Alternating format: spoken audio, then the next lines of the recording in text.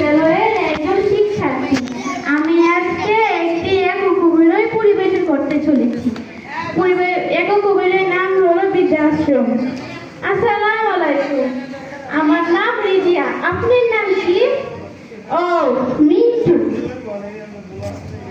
আমি মাত্র 7 দিনের জন্য এখানে থাকতে এসেছি। আসলে হয়েছে কি জানেন, আমার ছেলে বাসা শিফটিং করতে লেগে আছে।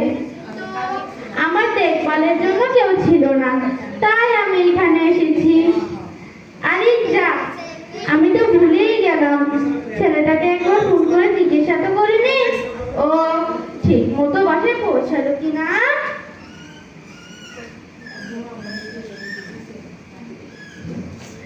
হ্যালো খোকা।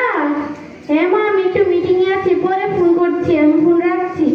শোন শোন, তোকে শুধু অতটুকুই জিজ্ঞাসা করার ছিল, তুই ঠিক মতো পাঠে পড়ছিস তো? মা, বললাম তো আমি একটু ব্যস্ত আছি। কেটে দিল। আমার ছেলে কি বললো? বললো যে কিছুক্ষণ পরে ফোন দিবে বলে কেটে দিল। কি এ কেমন কথা বলছেন আপনি? আমি এখানে থাকার মোটেও চেষ্টা করবো না। আমার ছেলে ওই রকম না, অনেক ভালোবাসে আমাকে। আর আমি এখানে থাকবো কিভাবে? আমার ছেলেকে ছাড়া দূরে সম্ভবই না। কি দেখুন, আপনি যতই বলুন এখানে সুখ শান্তি সবই আছে। সময় মতো খাবার পেলে আর অনেক বন্ধুও হবে, তবুও আমি এখানে থাকবো না।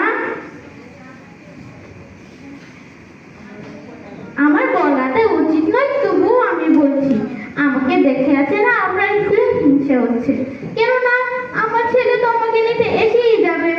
আপনার দিকে তো ফিরেও তাকায় না। হ্যালো খোকা।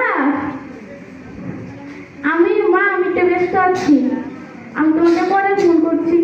শোন শোন, তুই তো আমাকে ভুলে গেছিস, আজ 15টা দিন হয়ে গেছে। আহা মা, বললাম তো আমি একটু ব্যস্ত আছি, পরে ফোন করছি। তুই তো জানিস না খোকা, তোকে ছাড়া আমার একা থাকতে অনেক কষ্ট হচ্ছে।